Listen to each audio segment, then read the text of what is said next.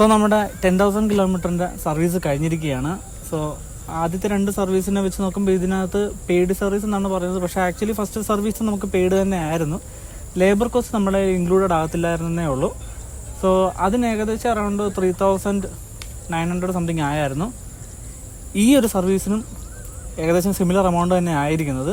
3,300 ആണ് അയക്കുന്നത് നമുക്ക്. ആക്ച്വലി കഴിഞ്ഞ 2 സർവീസ് നമ്മൾ ചെയ്തിരുന്നത് നമ്മുടെ കൊച്ചിയിലുള്ള സ്പൈസ് കോസ്റ്റ് ഹാളിലാണ് ചെയ്തിരുന്നത്. പക്ഷേ ഇത്തവണ നമ്മൾ ആലപ്പുഴയിലുള്ള ദിയ ഹീറോയിലാണ് ചെയ്തേക്കുന്നത്. അതായത് ആലപ്പുഴയിലെ ആദ്യത്തെ ഹീറോ പ്രീമിയർ ഷോറൂമാണ് ദിയ ഗ്രൂപ്പ് സ്റ്റാർട്ട് ചെയ്തേക്കുന്നത്. കൊല്ലത്തും ട്രിവാൻഡ്രത്തും ഉള്ളവർക്ക് ഈ ദിയ ഹീറോയിനെ പറ്റി അത്യാവശ്യം നല്ലപോലെ അറിയാവുന്നതാണ്. കാരണം ദിയ ഗ്രൂപ്പ് ആണ് കൊല്ലം സൈഡും ട്രിവാൻഡ്രം സൈഡിലും വൺ ഓഫ് ദ ലാർജസ്റ്റ് ഹീറോയുടെ ഡീലേഴ്സ്. സോ അവർ ആലപ്പുഴയിൽ വന്നേക്കുന്നതാണ് അവരുടെ പ്രീമിയം ഷോറൂമായിട്ട്. അവരുടെ സർവീസ് എങ്ങനെയുണ്ടെന്ന് ചോദിച്ചു കഴിഞ്ഞാൽ അടിപൊളി സർവീസാണ്, ഒന്നും പറയാനില്ല.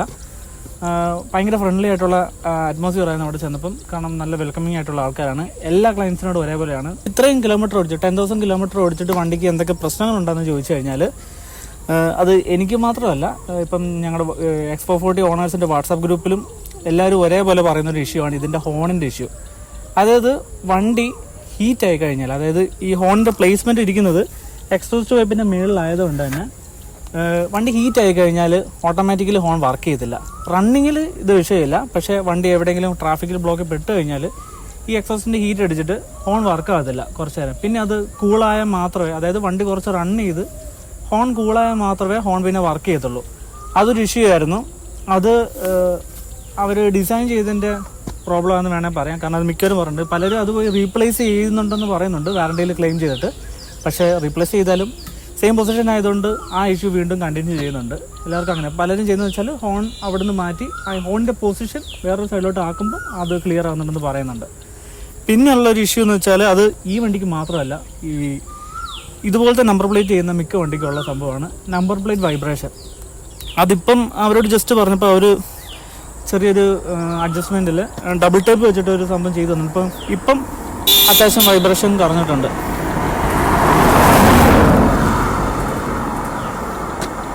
സോ ആ നമ്പർ പ്ലേറ്റിൻ്റെ ഇഷ്യൂ നമ്മൾ ദിയ ഹീറോയിൽ സർവീസിന് നിന്നപ്പോൾ പറഞ്ഞപ്പോൾ അവർ ഡബിൾ ടേപ്പ് വെച്ച് ചെറിയൊരു അഡ്ജസ്റ്റ്മെൻറ്റ് ചെയ്ത് തന്നിട്ടുണ്ട്.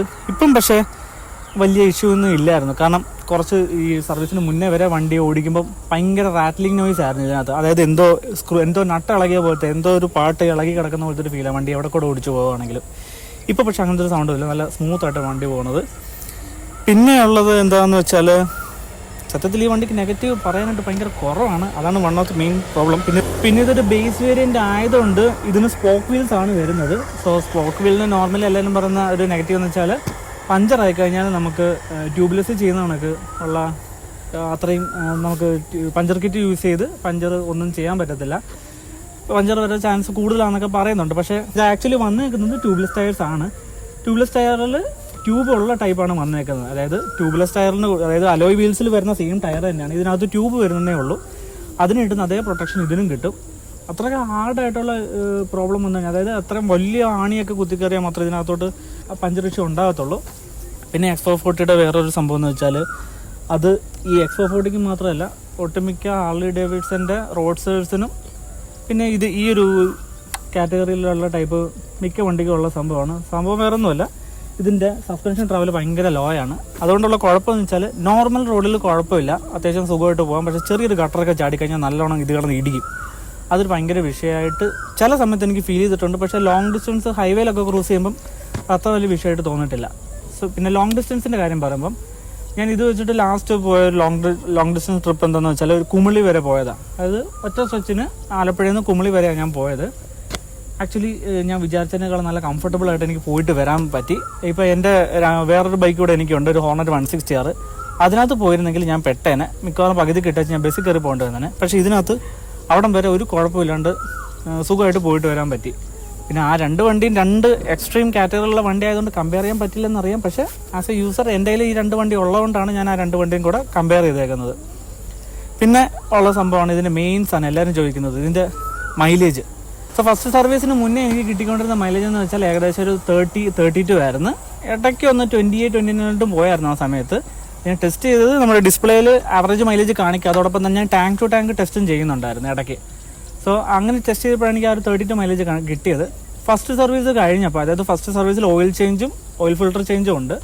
അത്രയും കഴിഞ്ഞപ്പോൾ തന്നെ ഇതിൻ്റെ മൈലേജ് അത്യാവശ്യം നല്ലപോലെ ഇൻക്രീസ് ആയി. അതായത് എനിക്ക് അറൗണ്ട് 35 എനിക്ക് ആവറേജ് മൈലേജ് കിട്ടുന്നുണ്ടായിരുന്നു. തേർഡ് സർവീസ് കഴിഞ്ഞപ്പോഴും തേർഡ് സർവീസിൽ എന്താ ഉണ്ടായിരുന്നതെന്ന് വെച്ചാൽ ആക്ച്വലി ജസ്റ്റ് നോർമൽ ഒരു ചെക്കപ്പും ജസ്റ്റ് ഒരു എന്തെങ്കിലും ഒരു അപ്ഡേഷനും ചെയിൻ ടൈറ്റനിങ് മാത്രമേ ഉണ്ടായിരുന്നുള്ളൂ. അതിന് 350 അങ്ങോട്ട് എനിക്ക് ആയത്. സോ അത് കഴിഞ്ഞപ്പോഴും വലിയ ചേഞ്ചൊന്നുമില്ല. പക്ഷേ പിന്നീട് എനിക്ക് 35 കിട്ടിക്കൊണ്ടിരുന്ന സമയത്ത് എന്താ വെച്ചാൽ ഞാൻ കുറച്ച് റാഷ് ഡ്രൈവിങ് ഉണ്ടായിരുന്നു, എന്നാൽ കുഴപ്പമില്ലാത്ത രീതിയിൽ ഓടിച്ചുകൊണ്ടിരുന്നത്. പിന്നീട് ഞാൻ കുറച്ചുകൂടെ മൈലേജ് ഫോക്കസ്ഡ് ആയിട്ട് ഓടിക്കാൻ നോക്കി. അതായത് മെയിൻലി ഹൈവേയിൽ ഓടിക്കുമ്പോൾ അറൗണ്ട് 2500 3000 RPM കീപ്പ് ചെയ്തിട്ട് വണ്ടി ഓടിക്കാൻ തുടങ്ങിയപ്പോൾ എനിക്ക് അറൗണ്ട് ഒരു മാക്സിമം ഒരു 40-41 വരെ എനിക്ക് മൈലേജ് കിട്ടുന്നുണ്ട്. സോ അത് ഹൈവേയിൽ മാത്രമേ കിട്ടത്തുള്ളൂ. നമ്മുടെ നോർമൽ ഓട്ടത്തിൽ, അതായത് സിറ്റി യൂസിന് അത്രയും കിട്ടാൻ ചാൻസ് ഭയങ്കര കുറവാണ്. റയർലി അത് 40 ഒക്കെ കിട്ടത്തുള്ളൂ. പക്ഷേ അത് ഹൈവേയിൽ പക്കയായിട്ട് കിട്ടും. സിറ്റി യൂസിന് എനിക്ക് 35 പക്കയായിട്ട് കിട്ടുന്നുണ്ട്. ഇതെല്ലാം ആവറേജിലും കാണിക്കുന്നുണ്ട്. ഞാൻ മൈലേജ് ടാങ്ക് ഫുൾ ടാങ്ക് അടിച്ച് ടെസ്റ്റ് ചെയ്തും എനിക്ക് അറൗണ്ട് 35 ആണ് എനിക്ക് കിട്ടുന്നത്. പിന്നെയുള്ള മിക്കവരും ചോദിക്കുന്ന സംഭവമാണ്, നമ്മുടെ ഹാർലി എടുത്തു കഴിഞ്ഞാൽ ഇതിൻ്റെ സ്പെയർ പാർട്സ് അവൈലബിലിറ്റി എങ്ങനെയുണ്ട്. അതായത് പ്രത്യേകിച്ച് ഇതൊരു വണ്ടി ഇറങ്ങിയിട്ട് ഏകദേശം ഒരു 2 വർഷം ആകുന്നതേ ഉള്ളൂ. 2 വർഷം ആയി. ഇപ്പം മിക്കയിടത്തും അത്യാവശ്യം എല്ലായിടത്തും സ്പെയർ പാർട്സ് അവൈലബിൾ ആകാൻ തുടങ്ങേണ്ടതാണ്. സ്പെയർ പാർട്സ് അവൈലബിലിറ്റിയെ പറ്റി ചോദിക്കുകയാണെങ്കിൽ, എൻ്റെ ആദ്യത്തെ 2 സർവീസ് ഞാൻ ചെയ്തിരുന്നത് കൊച്ചിയിലുള്ള സ്പൈസ് കോസ്റ്റ് ഹാർലിയാണ്. അതായത് ഹാർലിയുടെ ഓതറൈസ്ഡ് ഷോറൂമിലാണ് ഞാൻ സർവീസ് ചെയ്തുകൊണ്ടിരുന്നത്. ഫസ്റ്റ് സർവീസ് ചെയ്യുന്നപ്പം ഓക്കെ ആയിരുന്നു, മീൻസ് അടിപൊളിയായിരുന്നു, സെറ്റായിരുന്നു. പക്ഷേ രണ്ടാമത്തെ സർവീസ് ചെയ്യാൻ വേണ്ടി ഞാൻ ഒരു 2 തവണ ഓടി നടന്നിട്ടാണ് എനിക്ക് സർവീസ് കിട്ടിയത്. മെയിൻ റീസൺ എന്താണെന്ന് വെച്ചാൽ അവർ റെനോവേഷൻ ആണെന്നാണ് പറഞ്ഞത്. കാരണം അവർ പൂട്ടി, അവരുടെ സെയിലിൻ്റെ ഫ്രണ്ട് ഓഫീസ് അവർ ക്ലോസ് ചെയ്തു. അതായത് റെനോവേഷൻ അവരോട് ചോദിച്ചപ്പോൾ അവർ റെനോവേഷൻ ആണ്, ഇപ്പോൾ സർവീസ് മാത്രം തൽക്കാലം ഉള്ളൂ എന്നാണ് പറഞ്ഞത്. സോ അങ്ങനെ വന്നപ്പോൾ എനിക്ക് കുറച്ച് ഓട്ടം കൂടി വന്നു ഈ സെക്കൻഡ് സർവീസിൻ്റെ ടൈം ആയപ്പോൾ. ആ സമയത്ത് അവർ സ്റ്റാഫ് കുറവാണ് എന്നൊക്കെ പറയുന്നുണ്ടായിരുന്നു. അതുകൊണ്ട് തന്നെ എനിക്ക് നല്ല ലാഗായിരുന്നു സർവീസ് കഴിഞ്ഞാൽ. അതായത് ആ 350 ചെക്കപ്പും ചെയിൻ ലൂബും കാര്യങ്ങളും മാത്രമേ ഉണ്ടായിരുന്നുള്ളൂ. അതിന് ഏകദേശം നല്ല ടൈം എടുത്തു, ഒരു ഫുൾ ഡേ എടുത്തായിരുന്നു. അപ്പം അവിടെ എനിക്ക് അതൊരു നെഗറ്റീവായിട്ട് ഫീൽ ചെയ്തു. സ്പെയർ പാർട്സിൻ്റെ കാര്യം പിന്നെ പറയുകയാണെങ്കിൽ, ഹീറോയുടെ പ്രീമിയം ഷോറൂമുകളിലാണ് നിങ്ങൾ സർവീസ് ചെയ്യുന്നതെങ്കിൽ നിങ്ങൾക്ക് സ്പെയർ പാർട്സിന് അത്രയ്ക്ക് പ്രശ്നം ഉണ്ടാകാൻ ചാൻസ് കുറവാണ്. കാരണം ഹീറോ ഷോറൂമുകളിൽ മിക്കയിടത്തും ഇവർ ബൾക്കായിട്ട് സ്പെയർ എടുത്ത് വെക്കും. അതുകൊണ്ട് തന്നെ നിങ്ങൾക്ക് അത്യാവശ്യം മെയിനായിട്ടുള്ള സ്പെയർ പാർട്സ് കാര്യങ്ങൾ കിട്ടും. പക്ഷേ സ്പെയർ പാർട്സിൽ നിങ്ങൾക്ക് ഏറ്റവും ബുദ്ധിമുട്ടുണ്ടാകാൻ ചാൻസ് ഉള്ളത് ഇതിൻ്റെ ഈ ടയറാണ്. ഇത് ആക്ച്വലി എല്ലായിടത്തും അവൈലബിൾ അല്ലാത്തൊരു സംഭവമാണ്. ഹോൾസെയിൽ ഡീലേഴ്സിൻ്റെ അടുത്ത് ഇത് കിട്ടത്തില്ല. അഥവാ ഇത് വേണമെങ്കിൽ നമ്മൾ സ്പെഷ്യലായിട്ട് ഓർഡർ ചെയ്ത് വരുത്തിക്കേണ്ടി വരും. ഇതിപ്പം മാറണമെങ്കിൽ ഞാൻ പറയുവാണെങ്കിൽ ഷോറൂമിൽ തന്നെ മാറുന്നതായിരിക്കും ഏറ്റവും നല്ലത്. സോ പിന്നെയുള്ള കാര്യം ഇതിൻ്റെ പ്രൈസിങ് ആണ്. സോ ഞാൻ എടുത്തേക്കുന്നത് ഇതിൻ്റെ ഏറ്റവും ബേസ് വേണ്ടിയിട്ടുള്ള ഡെനിം എന്ന് പറഞ്ഞിട്ടുള്ള വേരിയൻ്റ്. ഇത് ഞാൻ സെലക്ട് ചെയ്തതിൻ്റെ റീസൺ എന്താണെന്ന് വെച്ചാൽ, ഇത് ഇറങ്ങിയ ടൈമിൽ ഇതിനാകെ 4 കളർ ഓപ്ഷൻസേ ഉണ്ടായിരുന്നുള്ളൂ. ബേസ് വേരിയൻറ്റിൽ ഈ ഡെനിം യെല്ലോ, പിന്നെ മിഡ് വേരിയൻറ്റിൽ റെഡ്, പിന്നെ ഒരു സിൽവർ, പിന്നെ ടോപ്പ് വേരിയൻറ്റിൻ്റെ ഒരു മാറ്റ് ബ്ലാക്ക് കളർ. എനിക്ക് ഈ ഒരു യെല്ലോ ആണ് ഈ 4 കളറിൽ ഏറ്റവും ഇഷ്ടപ്പെട്ടത്. കാരണം എന്താണെന്ന് വെച്ചാൽ, വേറെ ബാക്കി ഏത് മോഡൽ കൊണ്ട് വെച്ചാലും ഈ ഒരു യെല്ലോ കളറിനും റെഡിനുമാണ് ആക്ച്വലി ഇത്തിരി റോഡ് പ്രസൻസ് കൂടുതൽ എൻ്റെ ഒരു അഭിപ്രായത്തിൽ.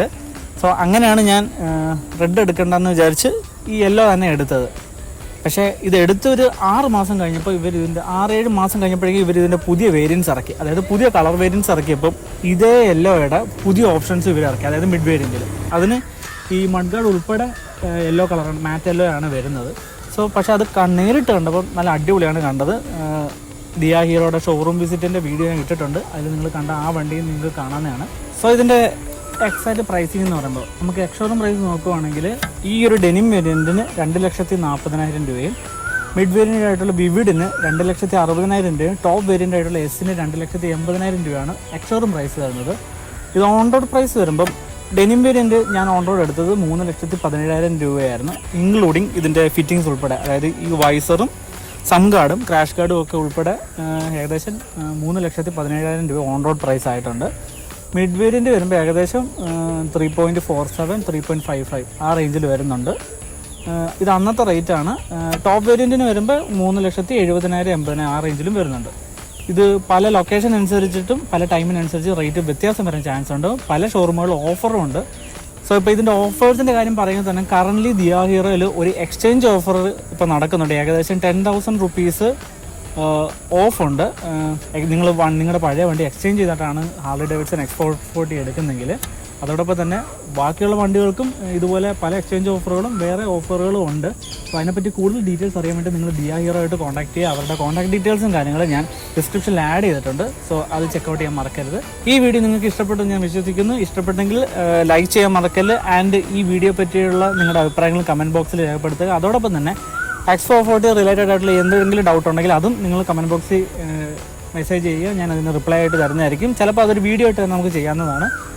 ആൻഡ് അടുത്ത വീഡിയോ ആയിട്ട് വരുന്നവരെ